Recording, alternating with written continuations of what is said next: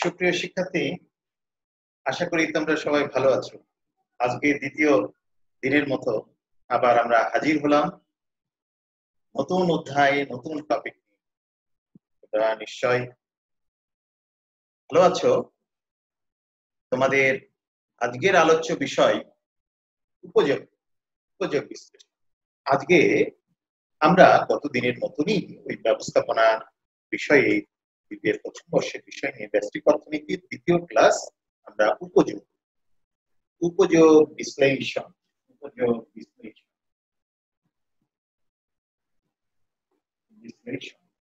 এই উপযোগ বিশ্লেষণ নিয়ে আমরা আজকে আলোচনা করব।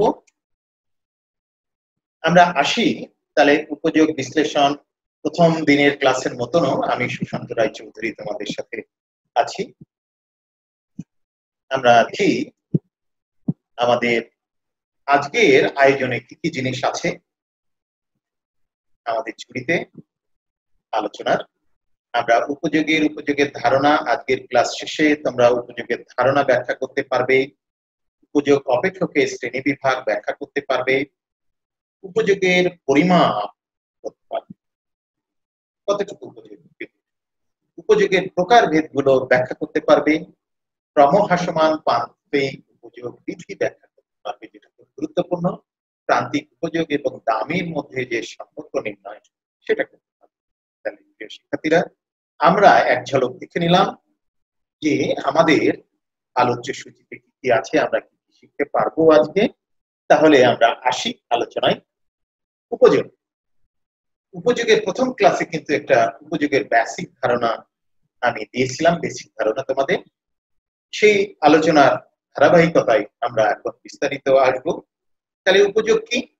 কোন পণ্য বা দ্রব্যের অভাব পূরণের ক্ষমতা। গত ক্লাসে আমি বলেছিলাম যে এইরকম একটা পেনের উদাহরণ দিয়েছিলাম, তোমাদের মনে আছে অবশ্যই, যে এটা লিখতে লিখতে শেষ করে ফেললে এটার আর উপযোগ না।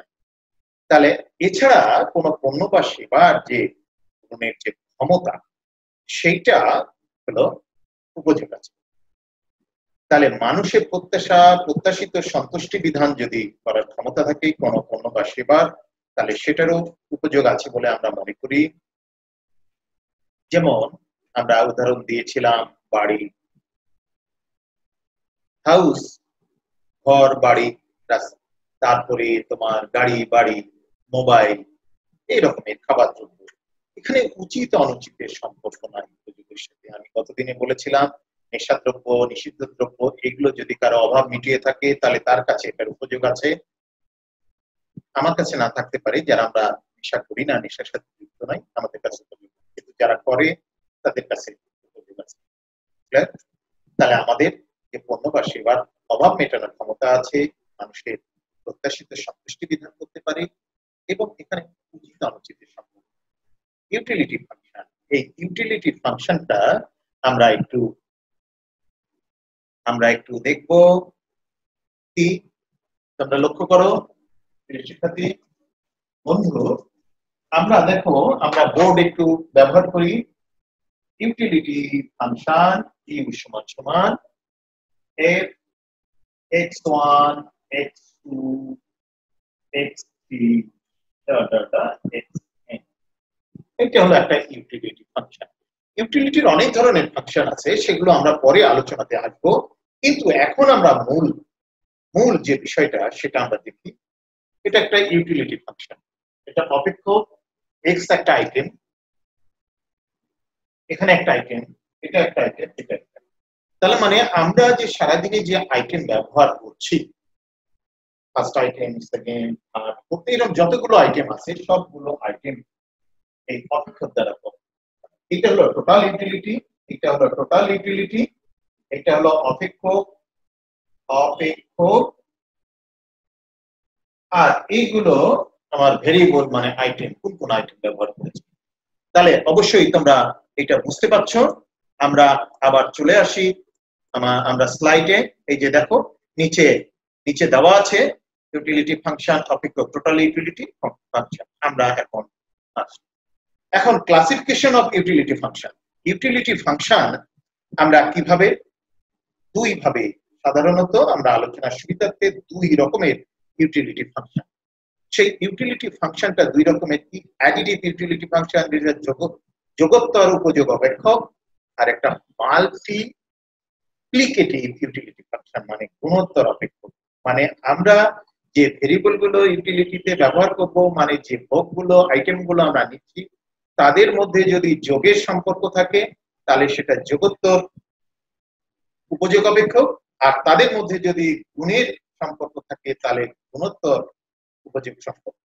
তাহলে দেখো আমরা এই যে দেখো স্ক্রিনে তোমরা দেখতে পাচ্ছ আমি ইন্ডিকেটর যে দেখাচ্ছি কার্সার দিয়ে, এই যে ইউটিলিটি ফাংশন সামেশন দিয়ে আমরা প্রকাশ করি n i সমান সমান 1, মানে i1 থেকে শুরু করব এক আইটেম দুই আইটেম n তম পদ পর্যন্ত এভাবে চলবে। এটাকে ভাঙালে এরকম f1 x1 f2 x2 এরকম এগুলো দেখো একটা করে অপেক্ষকের সাথে x আইটেমের অপেক্ষক এর সাথে যোগ, এটার সাথে 2 এর সাথে যোগ 3 এরকম চলতে থাকবে।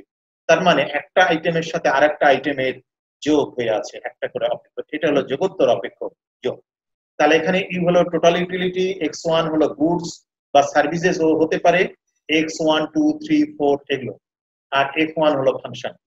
তাহলে আমার যে আইটেম গুলো আছে আইটেম গুলোর মধ্যে যদি সেটা প্রোডাক্ট বা সার্ভিস যাই হোক তাদের মধ্যে যদি যোগের সম্পর্ক থাকে তাহলে যোগোত্তর উপযোগ অপেক্ষক, আর যদি তাদের মধ্যে গুণের সম্পর্ক থাকে দেখো নিচে দেখো একটা অপেক্ষক x1, x2 x3 এইভাবে প্রকাশ করা হয়। তার মানে এগুলোর মধ্যে গুণের সম্পর্ক যোগ দেওয়া নাই, যদি গুণের সম্পর্ক বিদ্যমান থাকে তাহলে আমরা সেটা গুণোত্তর উপযোগ অপেক্ষক। তাহলে যোগোত্তর উপযোগ অপেক্ষক এবং গুণোত্তর উপযোগ অপেক্ষকের ডিজাইন গুলো আমরা বুঝলাম।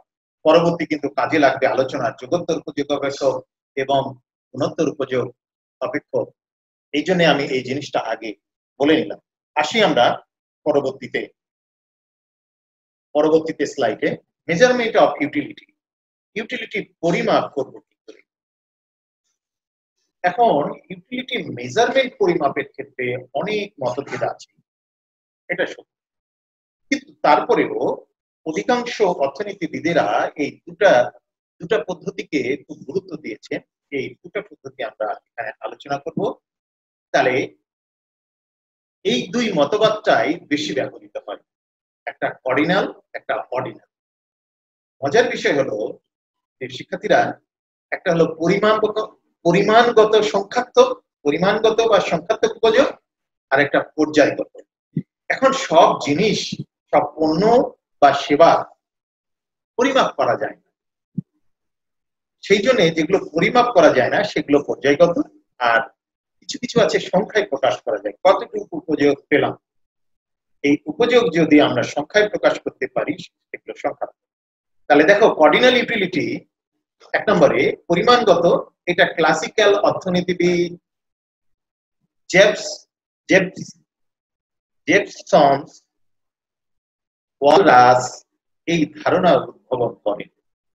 নয়া ক্লাসিক্যাল অর্থনীতিবিদ আমরা প্রথম চ্যাপ্টারে পড়েছি ক্লাসিক্যাল, নয়া ক্লাসিক্যাল, আধুনিক, মনে আছে নিশ্চয়ই তোমাদের? এখন নয়া ক্লাসিক্যাল অর্থনীতিবিদ মেয়ার, মার্শাল এগুলো সমর্থন করেন এবং ব্যাখ্যা করেন পরবর্তীতে। তাহলে এই সংখ্যাত্মক উপযোগগুলো কেমন? দ্রব্যের নির্দিষ্ট একক ভোগ করে কি পরিমাণ উপযোগ লাভ করলো তা যদি পরিমাণগত বা সংখ্যায় প্রকাশ করা যায়। এই যে একটা কলম দিয়ে বোঝাচ্ছি, এই একটা মার্কারি পেন আমি ব্যবহার করে কতটুকু উপযোগ পেলাম, এটা যদি সংখ্যায় প্রকাশ করতে পারি তাহলে সেটা হবে পরিমাণগত বা সংখ্যাত্মক উপযোগ। আর যদি আমি এটা সংখ্যায় প্রকাশ করতে না পারি তাহলে এটা সংখ্যাগত হবে। আমি এক প্লেট ভাত খেলাম, কতটুকু উপযোগ পেলাম সেটা যদি সংখ্যায় প্রকাশ করতে পারি তাহলে সংখ্যাত্মক, পরিমাণগত বা সংখ্যাত্মক উপযোগ। এই পরিমাণগত সংখ্যাত্মক উপযোগ অপেক্ষক দুই ভাবে প্রকাশ করা হয়, যেটা আমরা একটু আগে স্লাইডে পড়লাম। একটা হলো গুণোত্তর, একটা যোগোত্তর। প্রিয় শিক্ষার্থী বন্ধুরা এখানে দেখো নিচে এই যে দেওয়া আছে ইউ দিয়ে, এইটা প্রথমটা হলো গুণোত্তর, পরেরটা হলো যোগোত্তর x1 x2 x3 এবং xn, পরেরটা x1 ইউটিলিটি x1 যোগ ইউটিলিটি x2 তাহলে যোগ দিয়ে সম্পর্ক তাহলে যোগোত্তর, আর এটা গুণ দিয়ে গুণোত্তর অপেক্ষক। তাহলে পরিমাণগত সংখ্যাত্মক উপযোগ যখন আমরা পরিমাপ করব সেটাকে যোগোত্তর বা গুণোত্তর অপেক্ষক দিয়ে আমরা প্রকাশ করতে পারি। তাহলে বিষয়টা ক্লিয়ার হয়েছে। তাহলে আমরা গুণের সম্পর্ক দিয়ে নির্ধারণ করতে পারি এবং যোগের সম্পর্ক দিয়ে যদি করতে পারি তাহলে এটা সংখ্যাত্মক। সংখ্যা না হলে তো হবেই না, কিন্তু সেটাকে দুই ভাবে যোগ করে এবং গুণ করে। আমরা আসি পর্যায়গত উপযোগ। পর্যায়গত উপযোগ কি? এটা একটা মানসিক বিষয়। পর্যায়গত উপযোগটা হলো মানসিক বিষয়। এটা সরাসরি পরিমাপ করা যায় না, কিন্তু পর্যায় বোঝা যায় কতটুকু ভালো লেভেল খারাপ লেভেল এইটা বোঝা যায়। অবস্থানগত পার্থক্য বিচার করা যায়। মানুষের জীবনযাত্রার মান কতটুকু ভালো, মানুষ কতটুকু সুখে আছে, কতটুকু আরামে আছে, কে কতটুকু আরামে আছে এটা বলাটা এর পার্থক্য বিচার করা যায়। এই ধারণাটা কে দিয়েছে? জে.আর. হিকস এবং জি.ডি. অ্যালান ব্যাখ্যা করে। এখন ব্যাপারটা হলো এটাকে আমরা বোঝাবো কি করে? দেখো ডান দিকে একটা চিত্র দেওয়া আছে, অনেকগুলো কার আঁকা আছে, রাইস এবং মানে চাল এবং গম। আমি চাল এবং গম ব্যবহার করছি এবং দেখো সেখানে এই যে IC1 একটা রেখা, IC2 রেখা, IC3 রেখা, IC4 রেখা, এগুলোকে বলা হয় ইনডিফারেন্স কার্ভ। আমরা পরবর্তীতে আলোচনায় আসবো, কিন্তু এতটুকুই বোঝো যে এইটা একটা লেভেল IC1, মানে এইটা একটা লেভেল স্তর, তারপরেরটা একটা 2 একটা স্তর, 3 একটা স্তর, 4 একটা স্তর। তাহলে যারা I1 স্তরে আছে এই যে এখানে, তাদের চেয়ে তার উপরে যেটা আছে সেটা বেশি ভালো অবস্থানে আছে, তার উপরেরটা আরো ভালো অবস্থানে, তার উপরেরটা আরো ভালো অবস্থানে।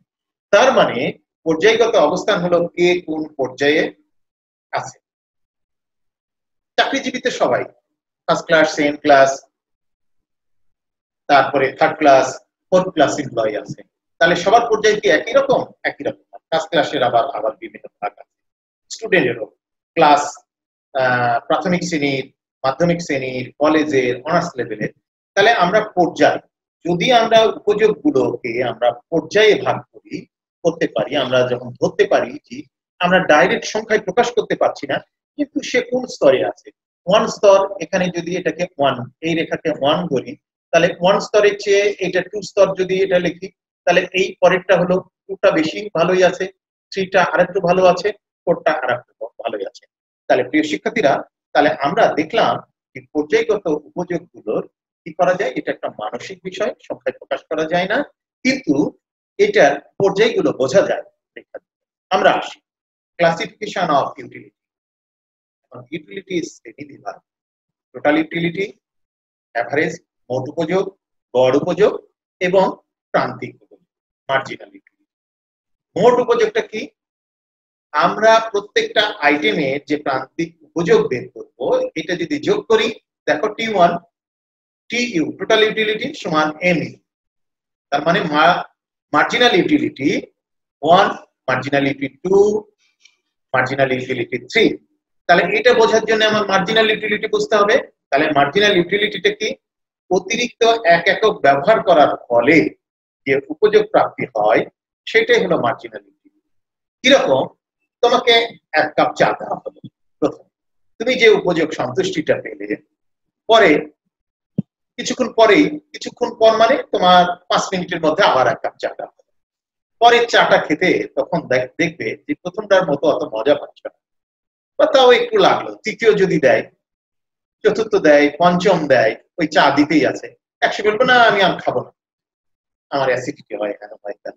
এখন মূল ব্যাপারটা হলো, তাহলে মার্জিনে অতিরিক্ত কোন দ্রব্যের অতিরিক্ত একক যদি আমরা ব্যবহার করি, তাহলে মার্জিনাল ইউটিলিটি কমতে থাকে। এই ইউটিলিটি গুলো, মার্জিনাল ইউটিলিটি গুলো যোগ করলে আমরা টোটাল ইউটিলিটি পাবো। আর এভারেজ ইউটিলিটি, টোটাল ইউটিলিটিকে কত কোয়ান্টিটি, 6টা আইটেম ব্যবহার করেছি, 6 কাপ খেয়েছি, তাহলে 6 কাপ দিয়ে টোটাল ইউটিলিটি ভাগ 6 কাপ ধরো চা, তাহলে 6 দিয়ে কোয়ান্টিটি হলো 6 দিয়ে যদি ভাগ করি তাহলে এভারেজ ইউটিলিটি। আর marginal utility change of total utility আর চেঞ্জ। তাহলে প্রথম আইটেম ব্যবহার করার ফলে তারপর দ্বিতীয় আইটেম করলাম, তাহলে প্রথম আইটেমে যে সন্তুষ্টি তার থেকে দ্বিতীয় আইটেমের সন্তুষ্টি ডিফারেন্স ডিভাইডেড কোয়ান্টিটি ডিফারেন্স। এটা আমরা দেখব কিভাবে হয়, আমরা বিস্তারিত চিত্র এবং অঙ্কের মাধ্যমে দেখব। তাহলে প্রিয় শিক্ষার্থীরা, তোমরা এখন বুঝতে পারছো যে এই তিন ভাবে। তাহলে আমরা এখন দেখি। এখন দেখো, এইটা একটা টোটাল ইউটিলিটি কার্ভ। কেমন? দেখো, কনজাম্পশন পার উইক, প্রতি সপ্তাহে প্রথম দ্বিতীয় এরকম 6টা সপ্তাহ দেওয়া আছে। আর প্রথম সপ্তাহে সে ভোগ করেছে এতটুকু, ইউটিলিটি পেয়েছে।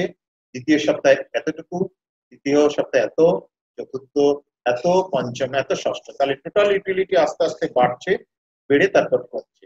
তার মানে টোটাল ইউটিলিটি প্রথম দিকে বাড়তে থাকে, থাকতে থাকতে একটা নির্দিষ্ট লেভেল পর আর টোটাল ইউটিলিটি বাড়ে না, বরং আস্তে আস্তে আবার কমে।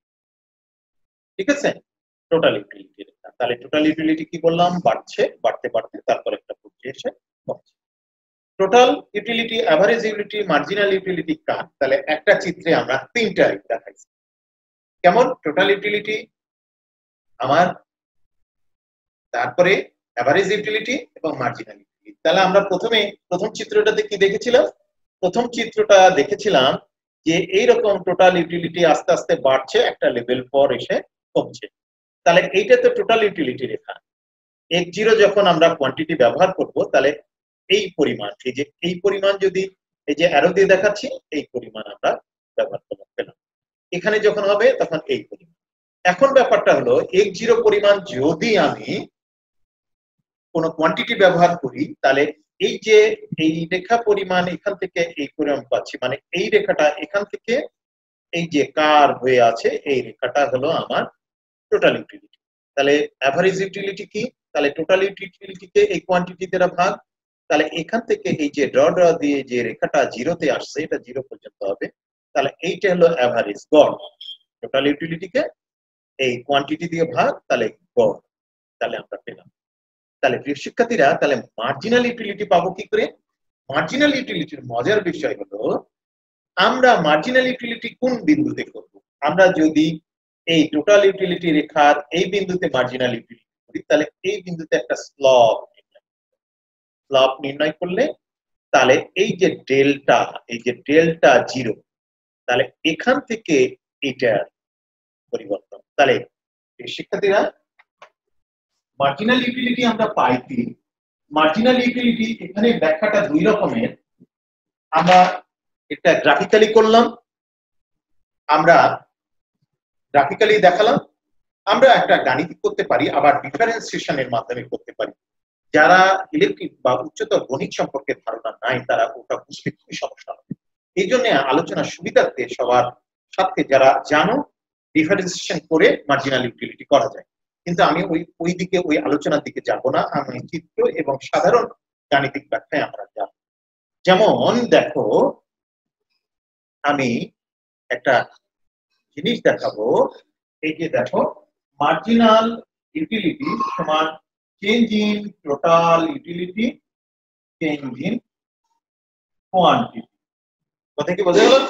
দেখা যাচ্ছে?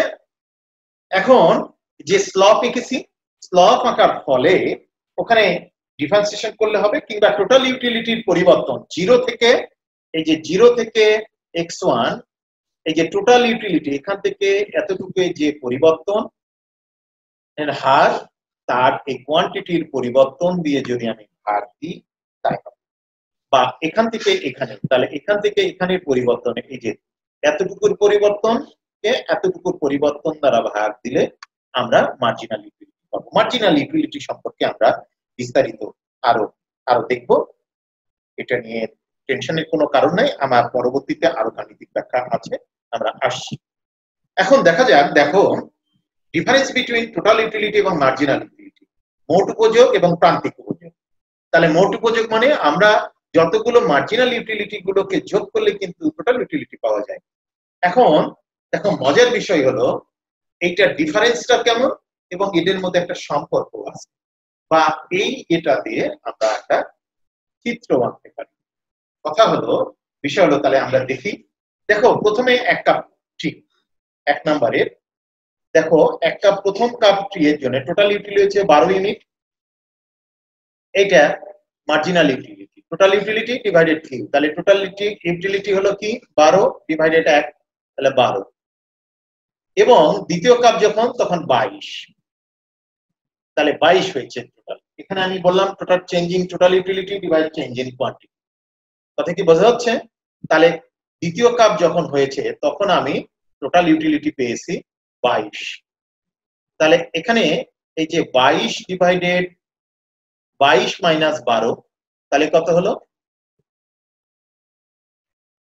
10 ডিভাইডেড 1, তাহলে এটা কি হলো, এটা কেমন করে হবে, তাহলে প্রথমে 22 মাইনাস হলো 12 ডিভাইডেড 2 মাইনাস 1, তাহলে 10 ডিভাইডেড,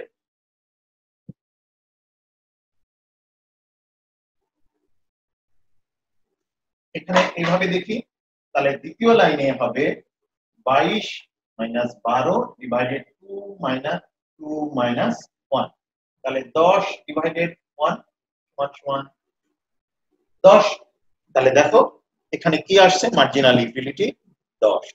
এখানে বিয়োগ দিলে প্রতি, এখানে ডিফারেন্স যেহেতু এক এক করে, সেহেতু এখানে বিয়োগ দিলে হয় 22, পরেরটা 30, 30 এর মধ্যে 22 বাদ, তাহলে 8। এইভাবে দেখো একটা পর্যায়ে এসে কমতে কমতে তারপরে মাইনাস। তার মানে তোমার প্রথম কাপ, দ্বিতীয় কাপ, তৃতীয় কাপ, চতুর্থ কাপ এইরকম চা যদি দিতেই থাকে, তাহলে একটা সময় দেখা যাবে ওই চা খাওয়ার আর রুচি থাকবে না, পরে উল্টা, মানে না আর চা দেখলেই আগেই না। তাহলে মূল ব্যাপারটা হলো, তাহলে টোটাল ইউটিলিটি আস্তে আস্তে বাড়ছে আর মার্জিনাল ইউটিলিটি আস্তে আস্তে কমছে। দেখো আস্তে আস্তে কমছে, কমতে কমতে টোটাল ইউটিলিটি এখানে কি ঋণাত্মক হয় না, কিন্তু মার্জিনাল ইউটিলিটি 0 হয় এবং ঋণাত্মক হয়। তার মানে টোটাল ইউটিলিটি এক সময় প্রথম দিকে বাড়ার হার বেশি হলে পরের দিকে দেখো, এই যে দেখো 40, 41, তারপর 39, তাহলে এই লেভেলে আসা সর্বোচ্চ, তারপরে কমতে থাকে। আমরা টোটাল ইউটিলিটির কার্ভ দেখেছিলাম, সে কার্ভটা কিরকম দেখেছিলাম, আমরা এইরকম দেখেছিলাম টোটাল ইউটিলিটির কার্ভ, যে একরকম নেমে যাচ্ছে, ঠিক আছে, সর্বোচ্চ হয়ে নেমে যাচ্ছে। টোটাল ইউটিলিটি প্রথম দিকে বাড়ে, একটা নির্দিষ্ট লেভেল পর কমতে থাকে। তাহলে এটার মধ্যে সম্পর্ক আছে, তোমরা এখন এটার মধ্যে সম্পর্ক এবং পার্থক্য তৈরি করতে পারবে আশা করছি। এখন দেখো কেমন হচ্ছে টোটাল ইউটিলিটি, প্রথম চিত্র দেখে টোটাল ইউটিলিটি যেখানে ম্যাক্সিমাম, মার্জিনাল ইউটিলিটি সেখানে 0, কারণ টোটাল ইউটিলিটি যেখানে সর্বোচ্চ থাকে সেখানে মার্জিনাল ইউটিলিটি একবারে 0 হয়। টোটাল ইউটিলিটি যেখান থেকে কমা শুরু করে সেখান থেকে মার্জিনাল ইউটিলিটি মাইনাসের দিকে যায়। চিত্রতে দেখো যে টোটাল ইউটিলিটি, মার্জিনাল ইউটিলিটি কমতে থাকে। ক্লিয়ার? এখন আমরা আসি ক্রমহ্রাসমান প্রান্তিক উপযোগ বিধি, খুবই গুরুত্বপূর্ণ প্রশ্ন, প্রায় পরীক্ষায় পড়ে এবং দেখবে যে মাঝে মাঝে এই এটা আসে। তাহলে ক্রমহ্রাসমান প্রান্তিক উপযোগ বিধি কি, এইটা ব্যাখ্যা করেছেন অনেকেই করেছেন, তার মধ্যে মার্শাল, অধ্যাপক মার্শাল খুব গুরুত্বপূর্ণ ব্যক্তি, তিনি এটা নিয়ে গবেষণা করেছেন। কোন দ্রব্যের মজুদ বৃদ্ধির ফলে তার ডেফিনেশন, ব্যক্তি যে অতিরিক্ত উপযোগ লাভ করে তা ওই দ্রব্যের মজুদ বৃদ্ধির সাথে সাথে কমে যায়। তার মানে ক্রমহ্রাসমান প্রান্তিক উপযোগ বিধির মূল কথা হলো মার্জিনালিটির সাথে মিল আছে। তার মানে হলো আমরা অতিরিক্ত একক যতই আমরা ব্যবহার করতে থাকবো, এই অতিরিক্ত উপযোগ লাভ করতে করতে মজুদ বৃদ্ধির সাথে সাথে কমে যাবে। তার মানে আমার টোটাল যখন মোট বাড়বে, আমার কমতে থাকবে উপযোগ, মানে অতিরিক্ত একক যত একই জিনিস ব্যবহার করতে থাকবো আমার প্রান্তিক উপযোগ কমতে থাকবে। এটাই হলো ক্রমহ্রাসমান প্রান্তিক উপযোগ। ক্রমহ্রাসমান প্রান্তিক উপযোগ বিধির মূল কথা হলো আমরা অতিরিক্ত একক যত করবো, মজুদ করব, ভোগ করব একই জিনিস, তখন ওই জিনিসের প্রতি আগ্রহ আমাদের কমতে থাকবে, আস্তে আস্তে কমতে থাকবে। এটাই হলো ক্রমহ্রাসমান প্রান্তিক উপযোগ বিধির মূল কথা। তাহলে এখানে দেখো অনুমিত শর্ত এখানে কতগুলো আছে। এই বিধিটা আলোচনার ক্ষেত্রে একটা নির্দিষ্ট সময় পর্যন্ত এটা কাজ করে। তুমি জল পিপাসা পেয়েছে, এখানে মেটানো সম্ভব খেতে খেতে, কিন্তু 2 দিন 3 দিন পরে তোমাকে যদি আবার দেওয়া হয় তখন কিন্তু আবার ওটা ভালো লাগবে, চাহিদা বাড়বে। বিবেচনার সময় ভোক্তার অভাব অপরিবর্তিত মনে করা হয়, যে সময় আমরা হিসাব করবো ভোক্তার অভাব অপরিবর্তিত থাকবে, ভোক্তার আচরণ স্বাভাবিক এবং যুক্তিশীল থাকবে। এখন নেশাগ্রস্ত লোক যদি দিতে থাকো তাহলে আরো খেতেই থাকবে, বুঝতে পারবে। ভোক্তার রুচি পছন্দ আয় অপরিবর্তিত থাকবে, দ্রব্যের বিভিন্ন একক সমজাতীয় থাকবে, অর্থের প্রান্তিক উপযোগ স্থির থাকবে এবং উপযোগ অর্থের মাধ্যমে পরিমাপযোগ্য এটা মনে করা হয়। এগুলো অনুমিত সত্য। এই সত্যগুলো ধরে নিয়েই ক্রমহ্রাসমান প্রান্তিক উপযোগ বিধি আলোচনা করা হয়। আমরা দেখি draw the diminish of marginal utility according to the table। তাহলে এই টেবিল দেখে আমরা ক্রমহ্রাসমান প্রান্তিক উপযোগ বিধিও আঁকবো, বা এমনও হতে পারে যে একটা টেবিল তৈরি করো এবং সেই টেবিল থেকে ক্রমহ্রাসমান প্রান্তিক উপযোগ বিধি অঙ্কন করো। ক্রমহ্রাসমান উপযোগ বিধি যদি আলোচনা করতে বলে তাহলে টেবিল দিয়ে আমরা চিত্র আঁকতে হবে, এবং আমরা যদি আলাদা করে প্রশ্ন বলে একটা এরকম টেবিল আঁকায় করো তাহলে সেটা আমরা কিভাবে করব সেটা আমরা দেখাবো আজকে আলোচনায়। দেখো, আমরা প্রথম স্টেজ, দ্বিতীয় স্টেজ অরেঞ্জ। যদি আমরা কমলা লেবু ধরি তাহলে প্রথম কমলা লেবুর জন্য এরকম একটা তোমরা চার্ট নিজেরাই তৈরি করে নিবে। প্রথমে 6 ইউনিট, তাহলে 6 ইউনিট মার্জিনাল ইউটিলিটি, দ্বিতীয় ইউনিটে 10 ইউনিট, এটা 10-এর মধ্যে 4 বাদ দিলে 10-এর মধ্যে 6 বাদ দিলে 4, 3-এর ক্ষেত্রে এটা বুঝতে পারছো 4, এখানে 12, তাহলে 12-এর মধ্যে 12 দিলে 0। তারপরে পঞ্চমটা যদি আমরা কমলা লেবু গ্রহণ করি তাহলে টোটাল ইউটিলিটি আর কমে গেল, সেখানে 10-এর মধ্যে 12 বাদ দিলে -2, তারপরে 6 -6।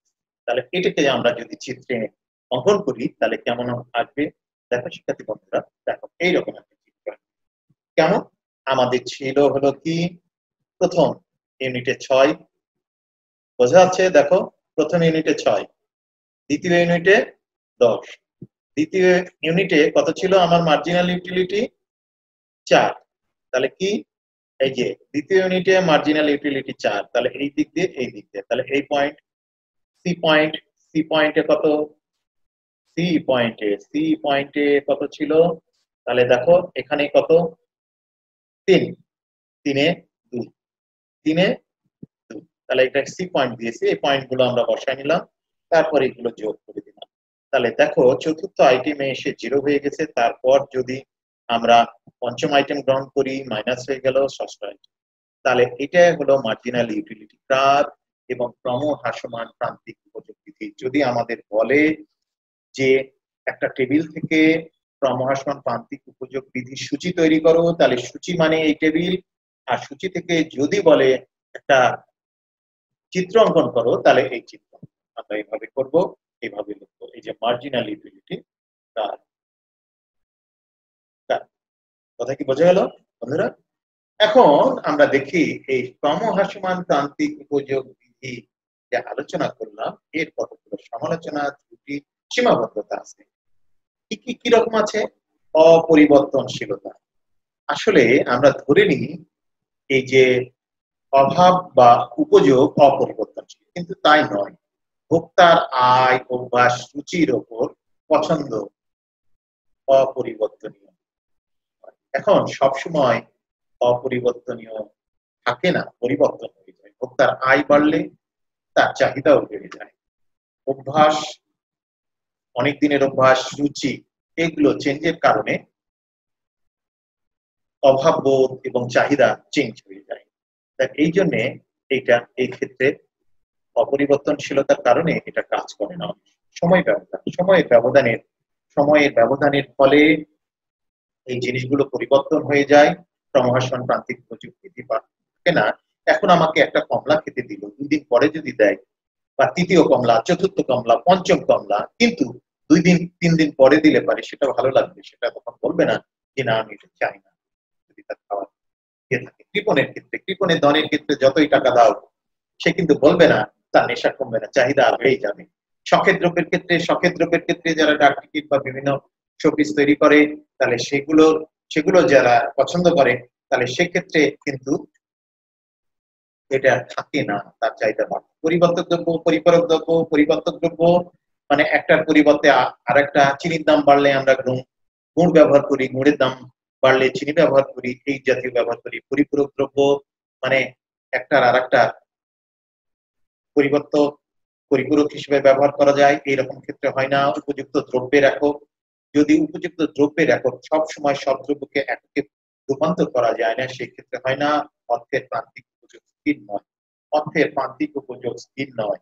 একজন ধনী লোকের কাছে 10 টাকার মূল্য না থাকতে পারে, কিন্তু একজন গরিব লোকের কাছে আছে।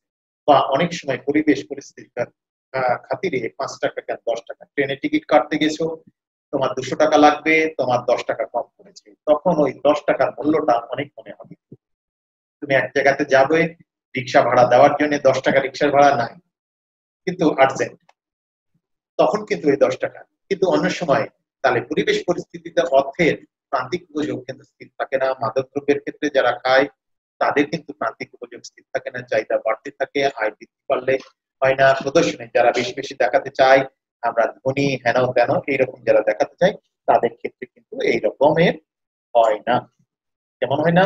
এই রকমের ক্ষেত্রে যারা আহ হাম্বড়া ভাব মানে দেখাতে চায় আমি এত দামি পোশাক পরেছি, হেন পরেছি, তাদের ক্ষেত্রে কিন্তু প্রান্তিক উপযোগ নয়। বেশি বেশি দামে আমি এত দামের প্রোডাক্ট ব্যবহার করেছি, এই রকমের ক্ষেত্রে কিন্তু শিক্ষার্থী বন্ধুরা এই ক্রমহ্রাসমান প্রান্তিক উপযোগ বিধিটা কাজ করে না। প্রিয় শিক্ষার্থী বন্ধুরা, আমরা এই এই আলোচনা দিয়ে আমরা শেষ করব। তাহলে ক্রমহ্রাসমান প্রান্তিক উপযোগ বিধি আমরা বুঝলাম। এখন আমরা রিলেশন বিটুইন মার্জিনাল ইউটিলিটি এবং প্রাইস। এখন মার্জিনাল ইউটিলিটি আমরা বুঝেছি, তো প্রান্তিক উপযোগ, সেখানে দাম নির্ধারণ হবে কি, দামের সাথে মার্জিনাল ইউটিলিটির সম্পর্ক। এখন সম্পর্ক আছে, সেটা হলো আমরা যে এই যে মার্জিনাল ইউটিলিটি কার্ভ আর প্রাইস যেখানে ছেদ করবে সেখানে ভারসাম্য বৃদ্ধি। এই যে ইতে দাম নির্ধারণ হবে। আমার মার্জিনাল ইউটিলিটি অনেক দূর পর্যন্ত আছে, কিন্তু আমার প্রাইস মার্কেট প্রাইস এবং মার্জিনাল ইউটিলিটি কার্ভ যেখানে ছেদ করবে সেই ছেদ বিন্দুতেই আমার দাম নির্ধারণ হবে এবং ভারসাম্য নির্ধারণ হবে। এটাই হলো মূল সম্পর্ক। বোঝা গেল? সহজ কথাই হলো মার্জিনাল ইউটিলিটি এবং মার্কেট প্রাইস যে বিন্দুতে ছেদ করবে সেই বিন্দুতেই ভারসাম্য নির্ধারণ হবে, সেখানে দাম নির্ধারণ হবে। সে পর্যন্ত একজন কাস্টমার ওই লেভেল পর্যন্ত নেবে, এই যে এম পর্যন্ত নেবে, তারপর বেশি নেবে না, কম নেবে না, এবং এই পরিমাণ দাম দিতে রাজি থাকবে। তাহলে এইখানে ভারসাম্য নির্ধারণ হবে। তাহলে মার্জিনাল ইউটিলিটির সাথে প্রাইস সম্পর্ক আছে। তার যদি বেশি দিতে চায় তাহলে সে দাম দিতে চাইবে না, তার চেয়ে যদি বেশি টাকা চায় তাও সে দেবে না। তাহলে প্রিয় শিক্ষার্থী বন্ধুরা, তাহলে আজকে আমরা কি বিষয়গুলো আমরা আলোচনা করলাম তোমরা জানো? তাহলে আমরা একটু সাম আপ করি। আমরা উপযোগ করলাম, উপযোগের পর্যায়গত পরিমাপগত উপযোগ করলাম, মেজারমেন্ট করলাম, অর্ডিনাল পড়লাম, ঠিক আছে? তারপরে ক্রমহ্রাসমান প্রান্তিক উপযোগ বিধি পড়লাম, তার অনুমিত সত্য সমালোচনা পড়লাম এবং প্রাইস নির্ধারণ পড়লাম।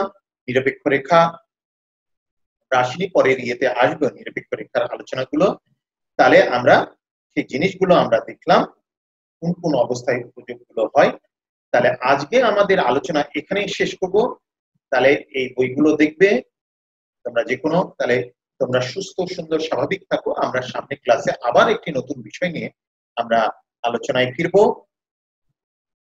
তোমরা অবশ্যই পড়াশোনা করবে এবং এই বিষয়গুলো বই যখন তোমরা দেখবে তখন দেখবে যে ভালো লাগবে এবং বুঝতে পারবে। তাহলে সবাইকে ধন্যবাদ। ভালো থাকো, সুস্থ সুন্দর।